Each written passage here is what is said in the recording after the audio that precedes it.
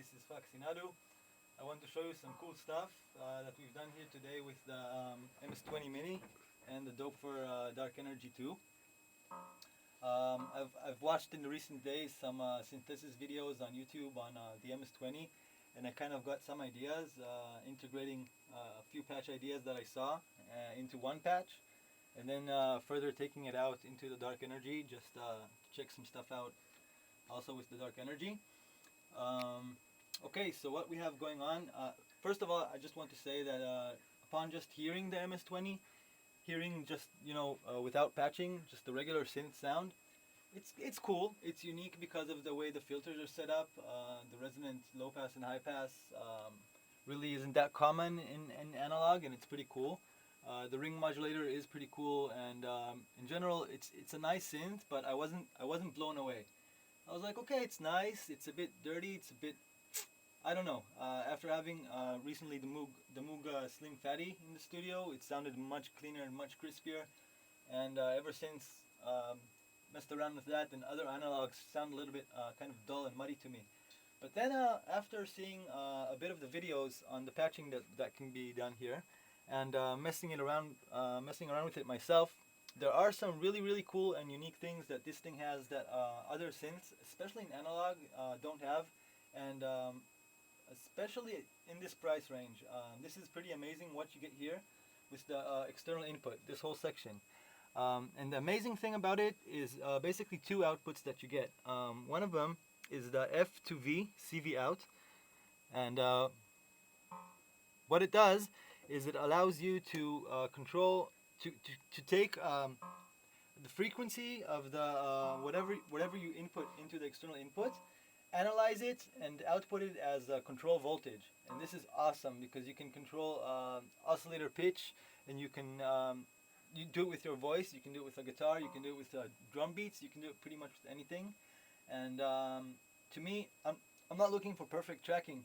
I'm looking to do cool, unique effects. As soon as I realized that this output is available here, I'm like, okay, this is special.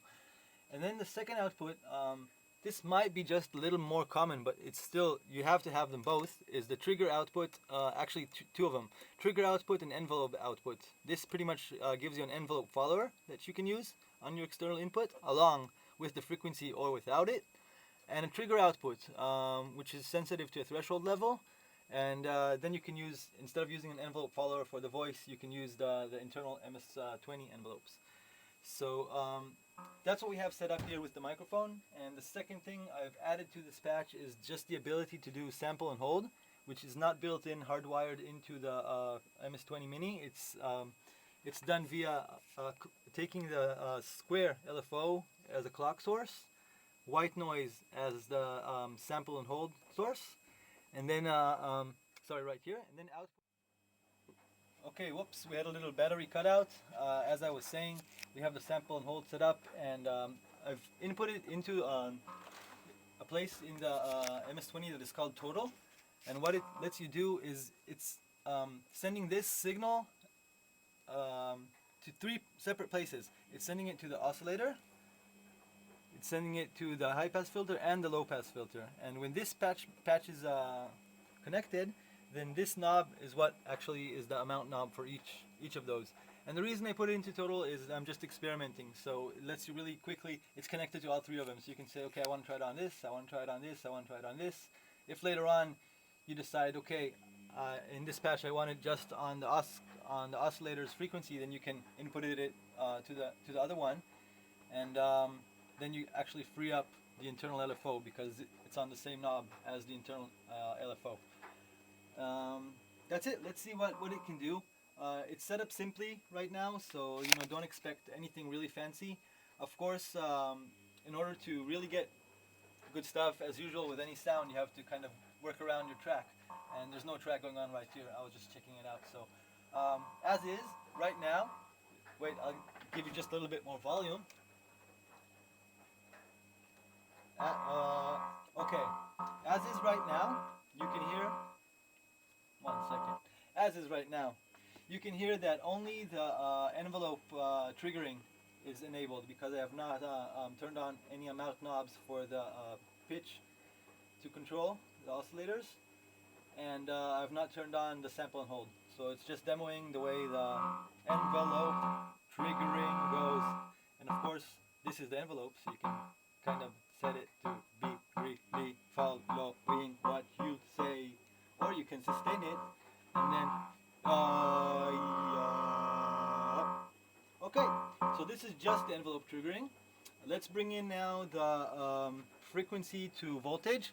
Now with vocals it's cool, but if you get it a really nicely preamped monophonic voice like a guitar string, I think it could be really amazing. So we're going to test it out a little bit later with the guitar too, because also on the videos I've seen, and also I'm just thinking the guitar is going to track the guitar much better. It's pretty much kind of like a vocoder really. The only difference is that right now I'm using the output without first kind of it's taking it. One second. It's taking without band passing it. Okay, so it's the full range of frequencies. What I mean is, in a traditional vocoder, you do have you know, the equalizer where you can kind of mess around with the frequencies of the vocoding. So that's pretty much the main difference from an actual vocoder. Let's see. Whoa, whoa, whoa, whoa, whoa, whoa. Okay, volume.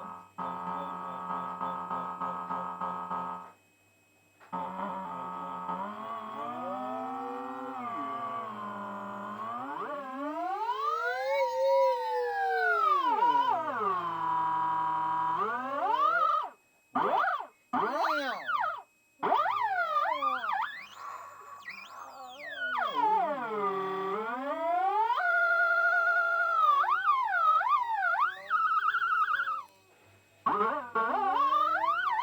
You can do the same thing, okay?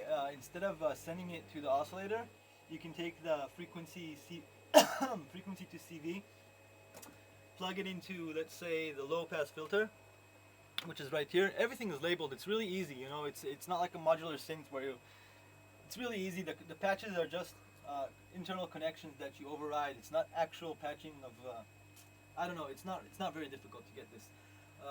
Okay, so let's see. We have. Whoa, whoa, whoa, whoa, whoa, whoa, whoa, whoa, whoa, whoa, whoa, whoa. I'm controlling filter cutoff now. Maybe a good way to do it would be to take off the oscillators, put it on a self-oscillating filter. And now I'm gonna turn it up.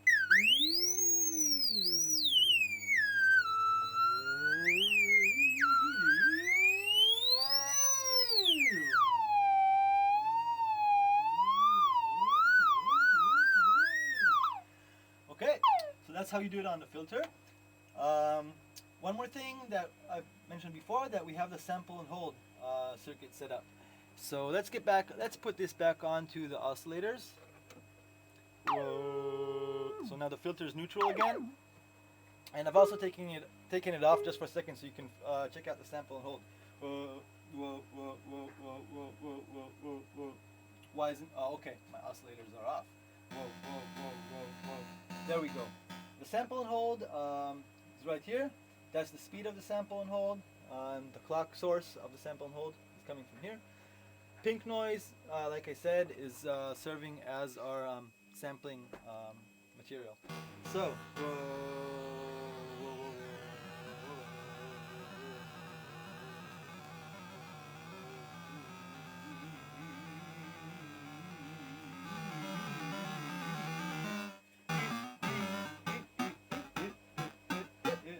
let's say you're doing kind of like I don't know, IDM and brain dance and stuff like that.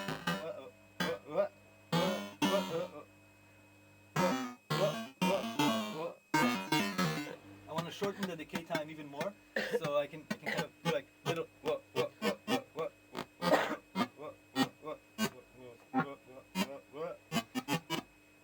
Okay, so we got that. One second. You may have noticed the dark energy up above right here. The reason I connected the dark energy, I wanted to show you that what's coming out of the Korg MS-20 Mini can control just as well the dark energy. So instead of sending it the signal, yeah, okay, it's going fine. whoa, whoa, whoa, whoa, whoa, whoa, whoa, whoa, whoa. Right now it's connected to the filter of the dark energy. Whoa, whoa.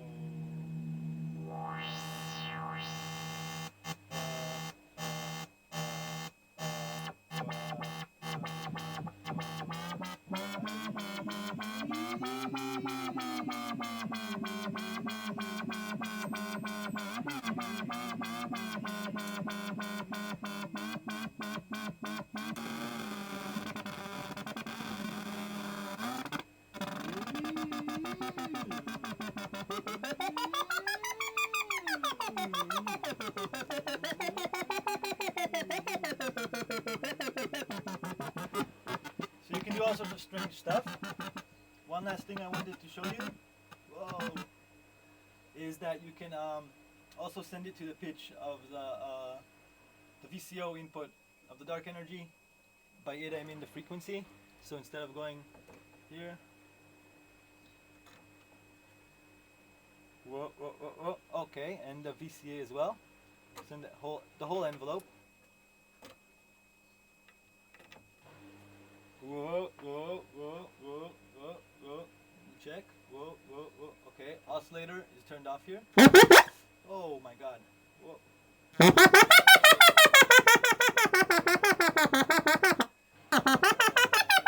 Now it's the oscillator. It's actually the dark energy. The Korg MS-20 is not outputting audio. It's outputting just control.